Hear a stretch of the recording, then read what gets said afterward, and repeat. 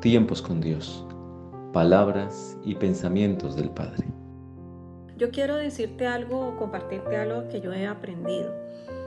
Una cosa es la vida terrenal, secular, a la que estamos acostumbrados, y otra muy distinta cuando entramos en el camino del reino. En lo terrenal y lo del reino, las cosas se hacen totalmente diferentes. En una prevalece la carne, el conocimiento humano, y en el otro prevalece la divinidad, el conocimiento de Dios. Y obviamente el conocimiento de Dios al nuestro no tiene punto de comparación, ni siquiera competencia. Así que cuando nosotros estamos entrando en el camino del Señor, o estamos en el camino del Señor hace tiempo, nosotros necesitamos abandonar las prácticas que nosotros hacíamos, la manera como nosotros hacíamos las cosas. Déjame explicarte algo que yo he aprendido. Cuando el hombre estaba en el jardín del Edén, que todo era perfecto, todo había sido bueno y hecho bien por el Señor, él tenía una comunión con el Padre y él había sido designado para gobernar la tierra, para dominarla, para sojuzgarla, y todo estaba perfecto. Cuando el enemigo entró al jardín, el hombre perdió ese gobierno, perdió esa autonomía, perdió ese dominio sobre la tierra.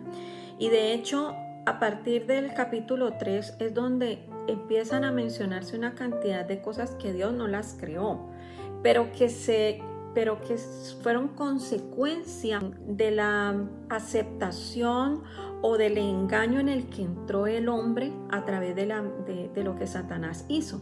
Entonces, eso que era tan bueno y que con solo decirlo se hacía, se convirtió en algo que tocaba sudarlo, ¿sí? Que tocaba ganárselo con el sudor de la frente, que ya era con dolor, que ya era con angustia, que ya no era lo mismo que cuando estábamos en el jardín del Edén. De hecho, el Señor Jesucristo vino para recuperar todo eso que nosotros perdimos cuando le creímos al enemigo.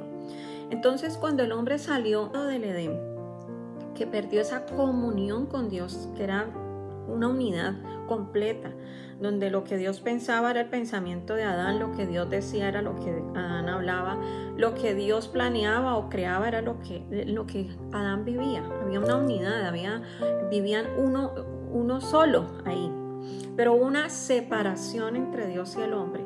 Y cuando el hombre se vio solo, empezó a generar una cantidad de opciones o alternativas que le dieran respuesta a lo que él ya había perdido. Es decir, en el jardín tenía todo, pero en la tierra, cuando salió del Edén, tuvo que empezar el hombre a crear formas de ganarse la vida, formas de conseguir lo que en el Edén tenía sin ningún esfuerzo, sin ningún trabajo. Y al crear estas alternativas, pues obviamente son cosas humanas, son cosas que unas veces funcionan y otras veces no, son cosas que son perecederas, son cosas que son imperfectas porque son creadas por el hombre. Todo lo que Dios creó es perfecto.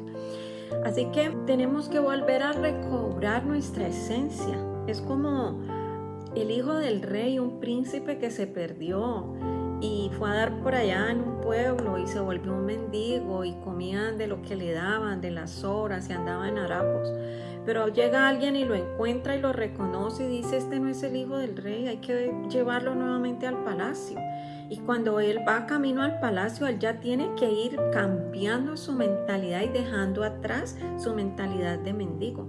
Es como lo que le pasó al pueblo de Israel. Cuando él los sacó de Egipto y los llevaba hacia la tierra de Canaán, donde él prometía que era una tierra que fluía leche y miel, una tierra de pastos, una tierra de frutos, no era un desierto, era una tierra perfecta.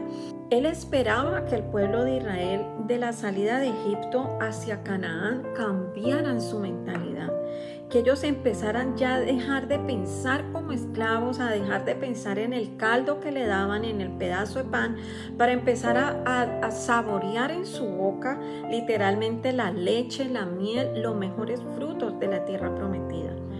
¿Qué pasó con el pueblo de Israel? Durante todo el camino ellos habían dejado físicamente el Egipto, pero en su mente el faraón lo seguía gobernando. Ellos seguían pensando como esclavos, todo el tiempo se quejaban. De hecho, estuvieron a punto de entrar a la tierra prometida, estuvieron en las puertas, que fueron unos espías a explorar esa tierra, y fueron 10 de ellos y vieron gigantes.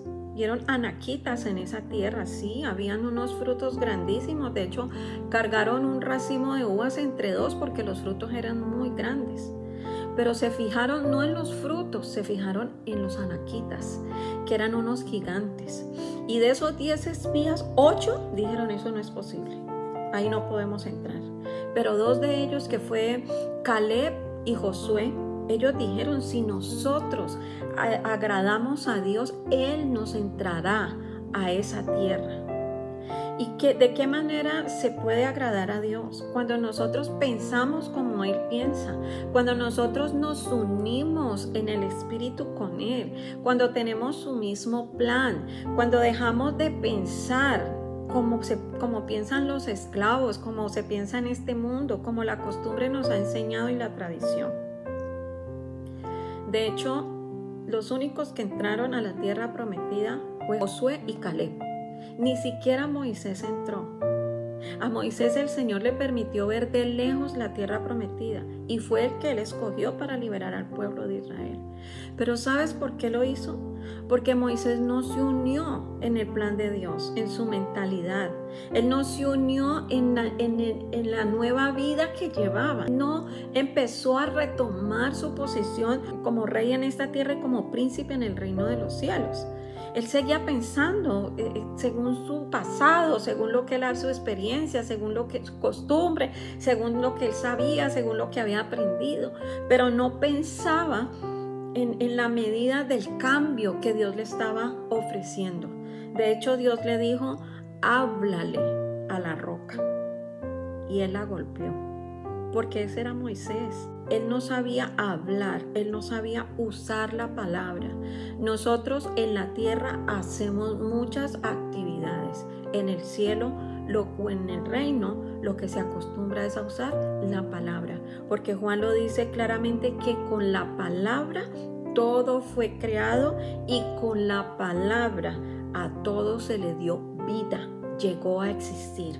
Entonces nosotros somos muy activistas, hacemos muchas cosas, nos inventamos cosas, hacemos mil innovaciones, 1000 proyectos. A nosotros, ¿qué nos importa lo que esté pasando en el mundo? Es decir, que no nos importe, no te estoy diciendo que seamos insensibles y que no hagamos nada por eso. Estamos aquí para cambiar el mundo, para transformar el mundo. Pero a lo que me refiero es que no nos importa, es que no nos afecte, que no cambie nuestra esencia, que no cambie el poder que hay en nosotros. Jesús dijo: ustedes pueden, si ustedes creen en mí, ustedes pueden hacer lo que yo he hecho y aún cosas mayores. ¿Realmente estamos haciendo cosas mayores? Oh, sí, yo tengo carro, tengo beca, tengo un diplomado en no sé qué, hablo no sé cuántos idiomas, mi cuenta es sustanciosa. Esas no son las cosas mayores. Cuando eso se acabe, todavía tendrás cosas mayores. Así que te invito a que tomes conciencia de esta palabra y entiendas que lo que hacemos, lo hacemos porque el Señor actúa a través de nosotros. Y si Él lo hace, las cosas van a ser perfectas, milagrosas. Dios te bendiga.